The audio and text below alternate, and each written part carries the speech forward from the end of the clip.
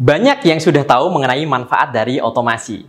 Namun, bagaimana kita bisa mengimprove ROI dan mendapatkan benefit yang lebih optimal dan lebih baik lagi dari implementasi automation ini? Yuk, kita simak paparannya di video ini.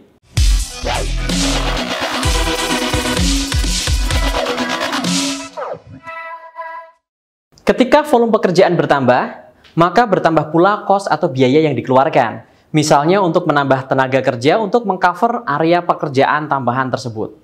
Sampai hingga teknologi automation ini diperkenalkan dan menjanjikan benefit seperti biaya yang lebih rendah, tingkat kesalahan yang lebih rendah, maupun improvement dari sisi compliance aspek atau aspek kepatuhan dan audit. Kehadiran automation tools ini pun menjadi sangat atraktif.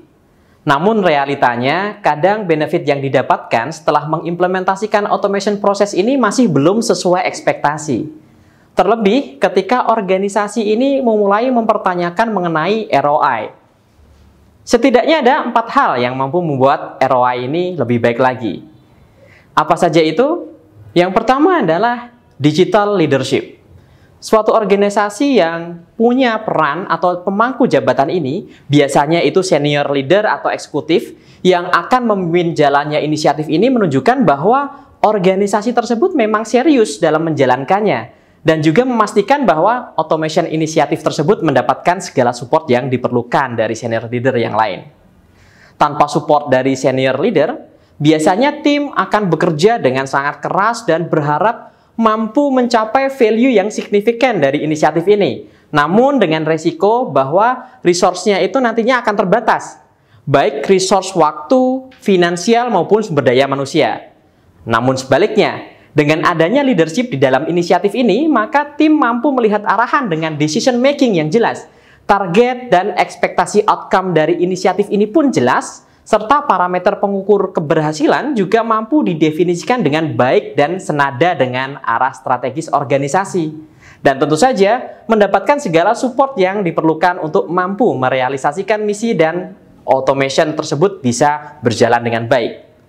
Yang ketiga adalah empower your people. Dalam setiap inisiatif yang dibuat oleh suatu organisasi, people selalu menduduki posisi kunci atau core yang akan menjalankan inisiatif tersebut.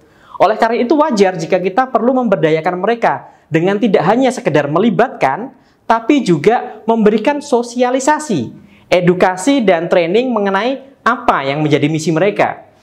Kita bisa mensosialisasikan terkait apa misi dari inisiatif ini, apa yang mendasari inisiatif ini, apa benefit bagi organisasi dan employee, sehingga mereka betul-betul paham dan dapat buy-in dari mereka. Selain itu juga kita bisa memberikan training mengenai automation itu sendiri. Bagaimana nantinya automation ini berjalan, peran apa yang diharapkan, dan bagaimana mereka menjalankan peran tersebut. Sehingga ketika saat implementasi nanti, semua sudah siap dan mampu berjalan dengan cepat dan menghasilkan kualitas yang diharapkan.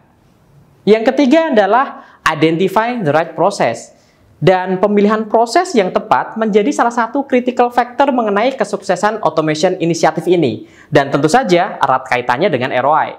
Kita perlu memilih proses-proses mana saja yang ketika itu diotomatiskan, maka akan mampu mendapatkan value yang signifikan, baik bagi customer maupun bagi organisasi itu sendiri. Dalam hal ini, pendekatan design thinking dapat dilakukan karena mampu mendefinisikan suatu problem worth solving. Suatu masalah yang benar-benar layak diselesaikan, suatu proses yang benar-benar mampu memberikan value yang tinggi bagi customer dan organisasi ketika proses tersebut dilakukan secara otomatis. Dan yang keempat adalah select the right partner. Last but not least, tentu saja pemilihan partner atau vendor yang tepat dalam implementasinya nanti, dan juga hal ini menjadi salah satu driver yang diharapkan mampu melakukan cost saving.